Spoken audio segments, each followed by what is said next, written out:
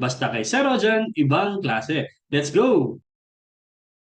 Okay, welcome ulit sa ating klase. Ang pag-uusapan natin ngayon ay tungkol sa overhead variance. Paano nga ba kinocompute ang overhead variance? At saka, iba pa ba to sa labor variance? Meron bang ibang mas madaling paraan paano kinocompute ang four-way variance ng overhead? Sige, tingnan natin. Let's go! Yan. So, ang topic natin ngayon ay overhead variance. Okay. So, ang overhead variance, same concept din siya ng materials at saka ng labor. Hinahanap natin yung difference ng actual at saka ng standard. Kasi we're still under standard costing. So, yung actual ba ay may pagkakaiba sa standard. So, kung hindi sila parehas, kung sila yung magkaiba, meron tayong tinatawag na variance. Okay? So, specific yung variance sa overhead. Kaya siya tinawag na overhead variance. So, kung ang materials natin, isang klase lang, yung materials, which is direct materials, yung labor variance, isang klase din, which is direct labor variance, ang overhead may dalawang klase.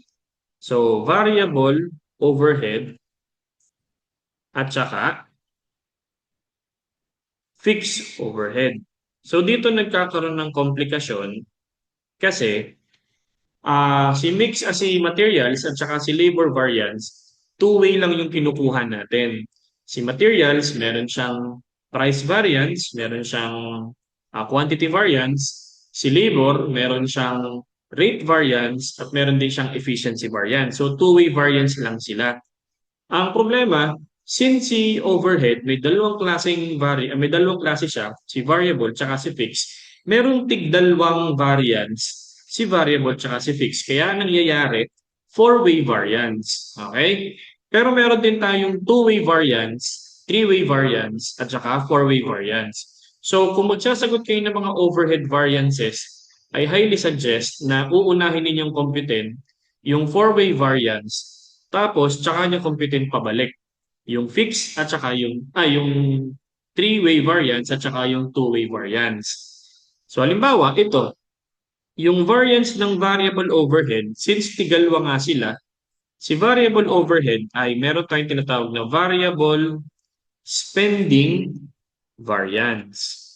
Variable spending variance at saka variable efficiency variance. So halos may kahalintulad ang variable overhead sa labor variance kasi nakadepende sila sa rate at saka sa usage or sa hours. Pero pinagkaiba, si variable overhead ay machine kadalasan. Si labor variance ay labor hours. Pero ang concept niya parang same lang. Kung si labor variance, meron siyang labor rate variance kung saan nagkaroon ng difference sa rate. Yung actual rate iba sa standard rate kasi nga tayo ay ahar asar. Pero yung hours ay parehas, actual parehas. So si variable overhead, yung katumbas ng rate variance ng labor ay variable spending variance. Tapos yung labor efficiency variance ng labor variance, yun yung ating asar sir. Di ba meron tayong ahar asar sir doon sa unang video natin. Ang kahalintulad naman niya, efficiency variance. So mamaya i-demonstrate natin ano. Si fixed overhead, dito medyo may parang uniqueness. Kasi si fixed overhead, nakadepende kung nasulit mo ba yung kapasidad or hindi mo nasulit yung kapasidad ng inyong production. So may dalawang klase rin siyang overhead variance. Yung una, fixed spending at saka fixed volume variance. Yan. Fixed volume variance. Kaya naging four-way siya. Equals four-way variance. So meron tayong variable spending, variable efficiency, fixed spending, tsaka fixed volume. So apat na klase ng variance dahil may dalawang klase ng overhead, kaya nagkaroon ng tigalwang variance yung dalawang overhead. Okay? So, kaya ako sinasabi na unahin ninyo yung four-way variance, it's because yung three-way tsaka two-way, galing lang din yan dito sa four-way variance. Halimbawa, ang three-way variance, tatlong variance lang. Okay? So, ano-ano yung three-way natin? Itong dalawang spending ni variable tsaka ni fix, i-combine mo yun. So, mangyayari dyan, variable spending, fixed spending, magiging spending variance. So, isa na lang. Tapos, efficiency variance ng variable and then volume variance ni fixed. So, naging three-way variance. Okay? So, from four-way, naging three-way siya. So, ang key term natin, SEV. Yan. Tapos, yung two-way naman, i-combine mo na itong tatlo. Yung variable spending, yung variable efficiency, at saka yung fixed spending. So, ang tawag natin sa tatlong yan, pag pinag-combine mo yung spending tsaka efficiency, this is something that you can control. Kaya ang tawag natin dyan, controllable variance. So, itong tatlo, yan. So, yung spending tsaka efficiency, magiging controllable variance. And meron pa rin tayong volume variance. So, ito yung two-way variance natin. Kung mapapansin nyo, yung four-way, pinaghiwalay natin si variable tsaka si fixed. Pero pag three-way, magkasama yung total variable tsaka fixed. Tapos, kinuha lang natin yung kanyang variance based dun sa total din ng variable and fixed na based on budgeted na. Tapos based on standard. So, pag magsasagot tayo ng problems, tatandaan natin, kung meron tayong apak sa PAC, ito ay kay materials variance. Okay? So, ito yung materials price variance, material quantity variance. Si labor naman, meron tayong AHAR, ASAR, SHISER. So, ito yung ating labor rate variance, labor efficiency variance. Si overhead, parang ganito din. Nakapatay din siya kay labor. So, halos kapareha siya ng labor. Yung variable, So, si overhead, tatandaan natin yung ating key terms or yung ating palatandaan, AFO, BASH, SHISER. Yan. Actually, ito yung two-way. Yan. AFO, BASH, SHISER. Ang tawag natin dito, yan na nga yung controllable variance. Tapos, controllable. Tapos ito yung volume variance natin. So ito yung two-way overhead variance. So ano napansin niyo dun sa tatlo? Yung tatlong tig-two-way yan. Pare-pareho sa two-way variance. Ito yung two-way variance sa material, two-way variance sa labor, two-way variance ng overhead. Pare-pareho silang ang taas ay actual. Actual yan lahat. Ito yung actual factory overhead. Combination siya ni variable tsaka ni fixed. So, actual variable, actual fixed. Tapos, yung gitna, sapak, asar, tapos bash. Magkaiba siya. Isang standard, isang actual. Isang standard, isang actual. Pero this time, yung sa overhead, yung budgeted, it pertains to the fixed. Tapos yung standard hours, it pertains to the variable. Yan. And then yung pang ilalim, standard yan. Standard, standard. So, AFO BASH, sir. Ngayon, nagkakaroon ng komplikasyon si overhead dahil nga dalawa yung kanyang klaseng overhead. So, si two-way, magiging three-way. Ang mangyayari ngayon, magiging ganito na siya. AFO, BAA, BASH, SHISER. Yan. Total pa din to. Itong AFO mo, actual factory overhead. So this is combination of actual variable, actual fixed.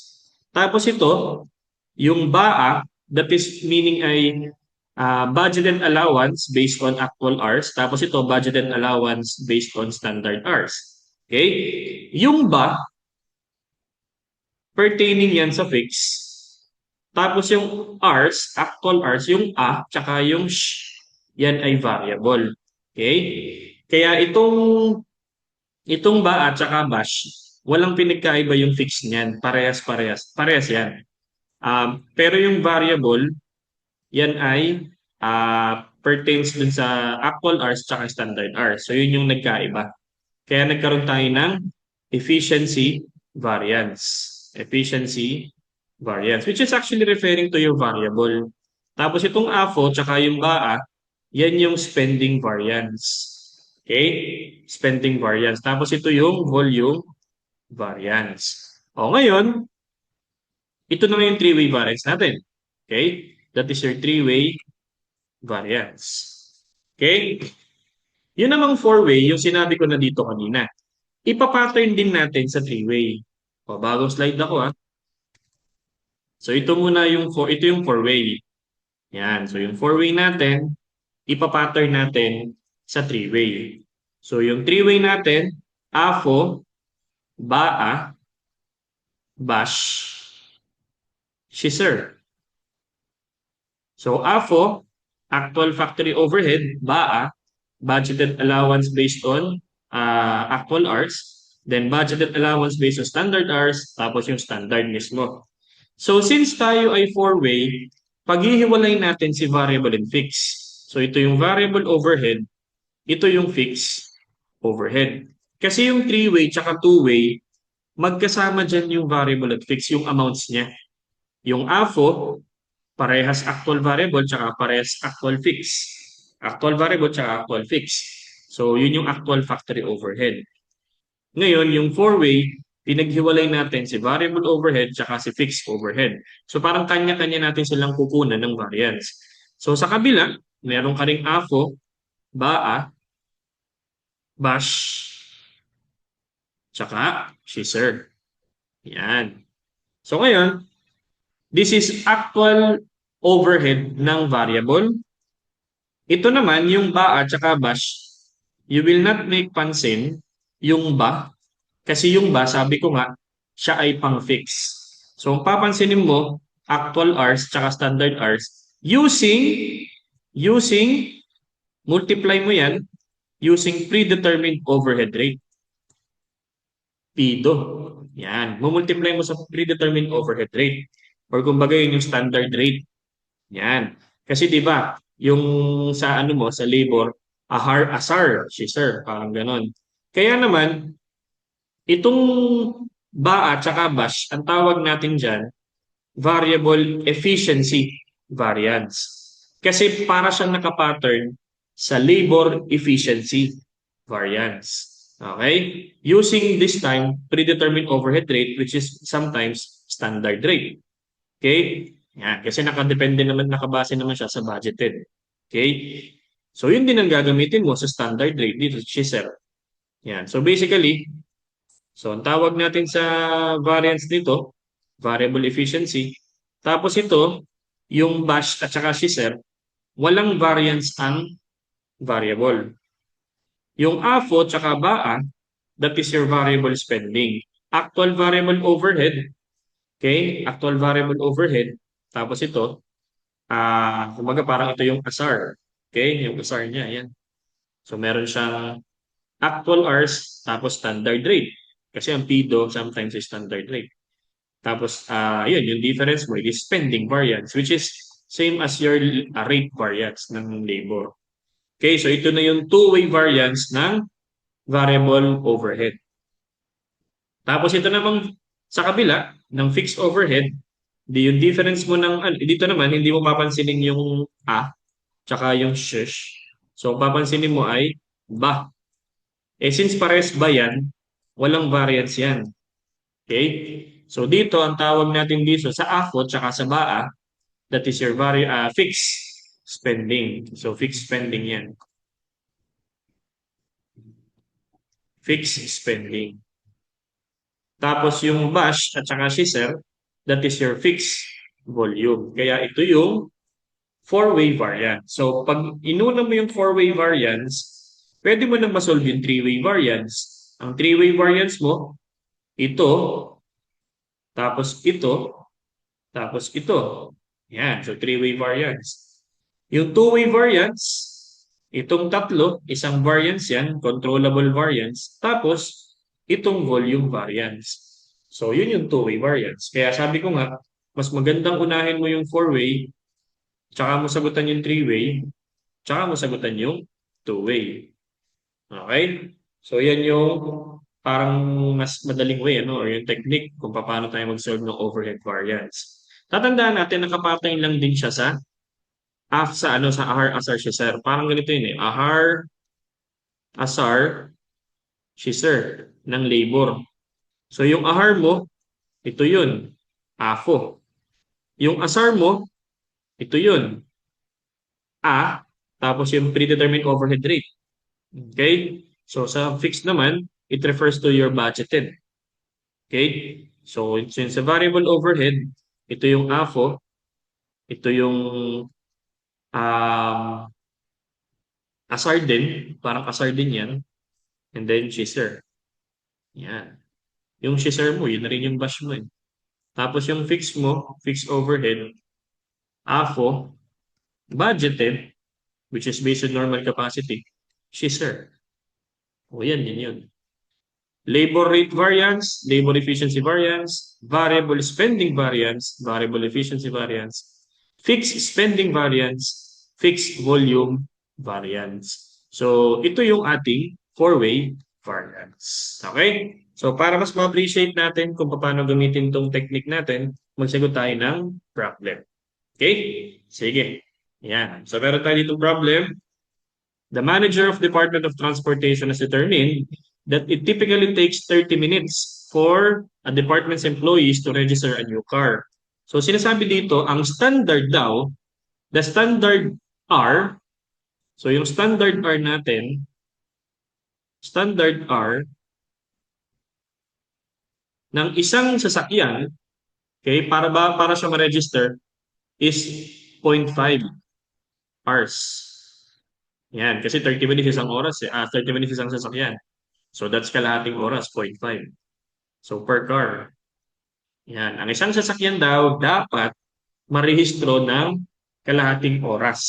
O, ganun kabilis dapat. In the province, the predetermined fixed overhead rate was computed on an estimated 10,000 hours per month and is 9 pesos per hour. So, yung fixed overhead daw, ang kanyang budgeted is 90,000. So, that's 9 times 10,000 equals 90,000 pesos. Okay? Yan. Kasi 'di ba, ang ang computation ng predetermined overhead rate is equal to budgeted cost divided by budgeted activity. Yan.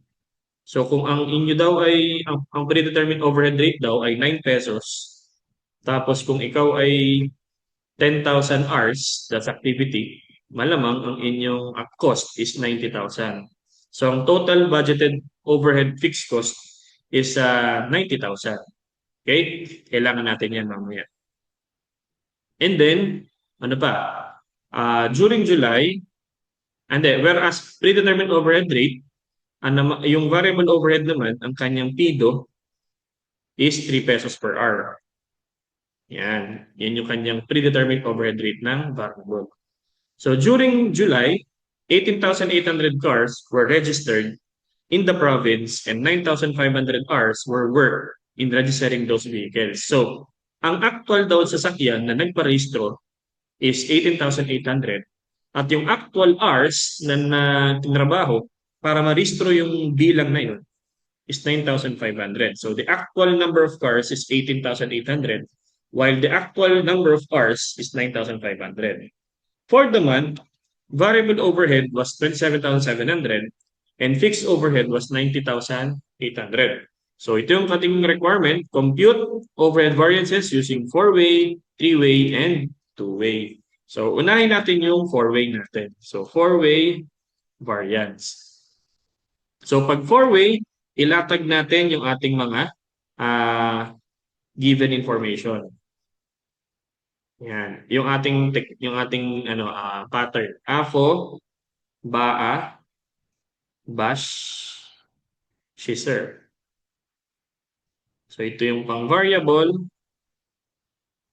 tapos yung fixed overhead, ganun din. AFO, baa, bash, scissor. So pag nilatag mo yan, medyo mawawala na yung lito. Hindi ka na masyado malilito dyan.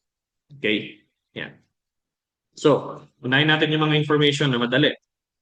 For the month, variable overhead was 27,700. Ibig sabihin, ito yung actual na nagastos nila sa variable tsaka sa fixed. So, meron kang 27,700 and 90,800. 90,800. Yan yung kanyang actual. So, yun yung actual variable overhead, actual fixed cost. Yun yung AFO. Okay? Next. So, dahil nga tayo ay variable, we will not make pansin the ba.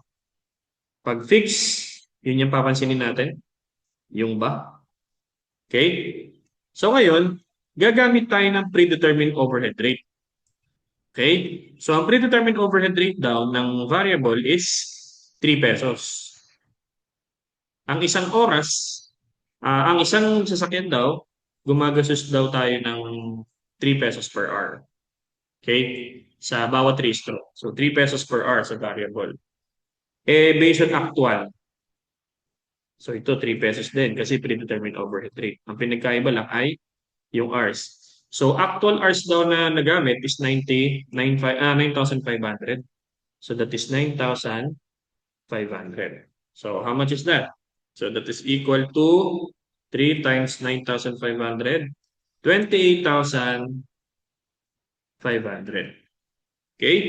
Tapos ito naman, yung ating standard hours, kung ang sasakyan na nagparehistro ay 18,800 at ang isang sasakyan dapat matapos ng kalahating oras, mumultiply mo to sa 0.5. So, 3 times 18,800 times 0.5 is 28,200. Yan. So, ngayon, itong bash at saka si sir, sabi ko nga wala yung variance, so magkapares lang yan. So, compute na natin yung variance ng overhead. So, meron kang variable spending, 27,700 minus 28,500, that is 800. Dahil mas malaki yung nasa baba, ang tip kasi dyan, pag mas malaki nasa taas, unfavorable yun. Kasi yung actual, yung AFO mo, mas malaki yung actual mo, mas malaki dun sa predetermined overhead rate. So, ito na lang tandaan natin. Pag mas malaki yung nasa taas, unfavorable yun. Pag mas malaki yung nasa baba, favorable yun. So, in this case, mas malaki yung nasa baba, favorable yan. Okay? So, this one, 28,500 minus 28,200. 300 ang difference. O, mas malaki sa taas, unfavorable. Yan ngayon yung ating variable efficiency variance. Okay, so tapos ka na sa variable overhead. Ito, wala to. Okay? Punta naman tayo sa fixed. So, nailagay na nga natin yung actual fixed overhead, which is 90,800. Tapos yung yung budgeted allowance, based siya dun sa total fixed overhead budgeted. So, kung meron kang 10,000 hours per month estimated, tapos ang overhead rate ng fixed is 9 pesos, so meron kang 90,000 na total fixed overhead budgeted. So, parehas na yan, 90,000. Tapos yung standard mo, using your predetermined rate, 9 pesos, times 18,800 yung sasakyan na nagparehistro, ang isa dapat ay 0.5 hour. So, ang total hours lang dapat na nagamit dyan is 9,400. Ito yun. Okay? 9 pesos yung iyong standard rate o predetermined overhead rate times 9,4. So, meron kang 84,600. Kunin na natin yung variances. So, 90,800 minus 90,000, meron kang 800 na unfavorable. So that is your fixed spending. So ulitin ko yung sulat. Yan. So meron kang 800 unfavorable. 800 unfavorable. And then itong dalawa, wala yan. Kasi parehas ba. Tapos itong isa, yung fixed volume natin, fixed volume, di meron kang 90,000 minus 84,600. That is 5,400 unfavorable din. So, ngayon, meron ka ng four-way variance. Okay? So, variable spending, 800 favorable. Variable efficiency, 300 unfavorable. Fixed spending, 800 unfavorable. And then, fixed volume, 5,400 unfavorable. Okay? So, medyo mas madali siya kapag inuuna mong isa-isahin si variable tsaka si fixed. Pagdating naman sa three-way, o bago tayong slide si three-way, yun pa din naman. Okay? AFO, BAA, BASH, SHISER. Pero this time, combined si variable tsaka si fixed. So yung actual variable, meron kang 27,700, 27,700 plus actual fixed 90,800. So 27,700 plus 90,800. Meron kang 118,500. Si BAA, yung BAA mo, meron kang 28,500 si variable plus si fixed, meron siyang 90,000 budgeted. So 28,500 plus 90,000, also 118,500. Pag pinag-combine mo yan, that is your spending variance, which is wala, zero. Zero. Okay? Pag pinag-combine mo yung kanina, yung variable spending tsaka yung fixed spending, si variable spending meron siyang 800 favorable. Si fixed spending, meron siyang 800 unfavorable. So, naging zero. Yung isa, favorable. Yung isa unfavorable. So, naging ano siya? Naging zero. Pag pinag-combine mo yung dalawang yan. Kaya zero yung ating sagot dito. Pagdating kay Bash, 28,200. Tapos 90,000 pa din to, di ba? Yan, 9,000. So, meron kang 28,200 plus 90,000 equals 118,200. So, kunin natin yung efficiency variance, which is 300 unfavorable. Which is ito nga yun. Ito yun yung ating variable efficiency. Yan. And finally, yung ating SHISER, 28,200 plus kay fix, 84,600. So, 28,200 plus 84,600, 112,800. So, kunin natin yung variance ng BASH at saka SHISER. Meron tayong minus 118,200, 5,400, which is your volume variance, unfavorable. So, ito yun. Kaya nga sabi ko kanina, yung four-way, magiging three-way, pag pinag-combine mo yung variable spending tsaka fixed spending. Tapos yung efficiency tsaka volume, sila ulit yun. Okay? Kaya mas madaling unahin mo si four-way kaya pabalik, three-way at two-way. Ay, yan. So ngayon, papunta naman tayong two-way. Yung two-way naman, AFO, BASH, SHISER. AFO, BASH, SHISER. Combination ulit yan ng variable tsaka fixed. So meron ka na nga ang AFO, 118,500, BASH, 118,200, and then SHISER, 112,800. So itong dalawa, 300 unfavorable, which is your controllable variance. Which is, again, combination ng spending mo tsaka ng efficiency.